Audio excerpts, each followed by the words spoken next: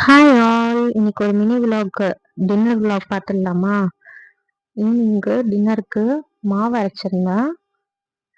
அது தோசை ஊற்ற போகிறேன். இன்னைக்கு கார சட்னி தான் செய்ய போகிறேன். கார சட்னிக்கு தக்காளி, வெங்காயம், உளுத்தம்பருப்பு, காஞ்ச மிளகா, பூண்டு, கொஞ்சமாக இதில் கருவேப்பிலை கொத்தமல்லியும் போட்டிருக்கேன். டேஸ்ட் நல்லா இருக்கும்னு சொல்லிட்டு தேங்காய் 2 பல் இது எல்லாமே போட்டு வதக்கிட்டு அரைச்சிக்க வேண்டியது தான். உப்பு போட்டு நம்ம அரைச்சிக்கலாம். எப்பயும் போல தாளிச்சுக்கலாம். அதே கடாயில நம்ம கார சட்னி வதக்கின கடாயிலே இதுக்கு இந்த அரைச்சி வச்ச கார சட்னிக்கு நம்ம வதக்கிக்கலாம்.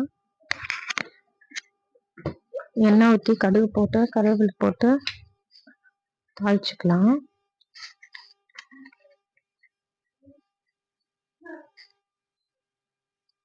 அவ்வளோதான், கார சட்னி ரெடி ஆயிடுச்சு.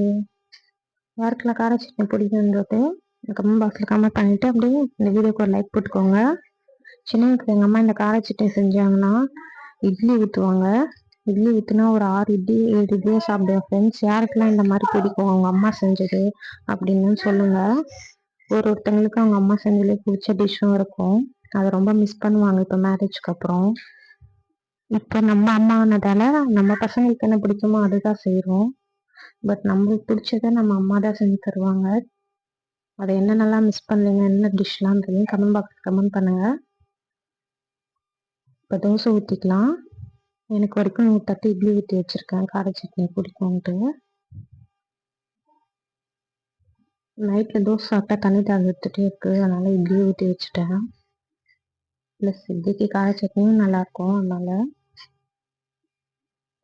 அவ்வளோதான் ஃப்ரெண்ட்ஸ், மினி விலாக்கு. எங்கள் வீட்டில் டின்னருக்கு இதுதான், தோசை கார சட்னி. எங்கள் வீட்டில் என்ன டின்னருக்குன்னு கமெண்ட் பாக்ஸில் கமெண்ட் பண்ணுங்கள். இந்த வீடியோவை உங்கள் ஃப்ரெண்ட்ஸ் அண்ட் ஃபேமிலிஸ்க்கு ஷேர் பண்ணிக்கோங்க. நம்ம சேனலை மறக்காமல் சப்ஸ்கிரைப் பண்ணிக்கோங்க. சப்ஸ்கிரைப் பண்ணாமல் நிறைய பேர் பார்த்துருக்கீங்க. சப்ஸ்கிரைப் பண்ணிக்கோங்க ஃப்ரெண்ட்ஸ். இந்த மாதிரி மினி விலாக் வேணும்னா கமெண்ட் பாக்ஸில் கமெண்ட் பண்ணுங்கள். பை ஃப்ரெண்ட்ஸ், வேறு ஒரு வீடியோவில் பார்க்கலாம். Happy eating. Eat healthy food in home.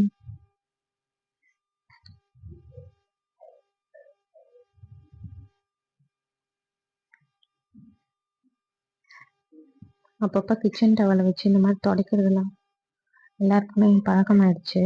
இப்போல்லாம் யாரெல்லாம் இப்படி கிச்சன் டவல் வச்சு கேஸ் கிட்ட மேடை கிட்டலாம் துடைச்சிட்டே இருப்பீங்க அடிக்கடி அப்படின்னு சொல்லுவாங்க. இது ஒரு வியாதியாகவே ஆயிடுச்சு இப்போ உமன்ஸ்க்கெலாம், கேஸ் கிட்ட நிற்கும் போது துடைக்கிறது. ஆனால் இவ்வளோ துடைப்போம். பை ஃப்ரெண்ட்ஸ், வேறு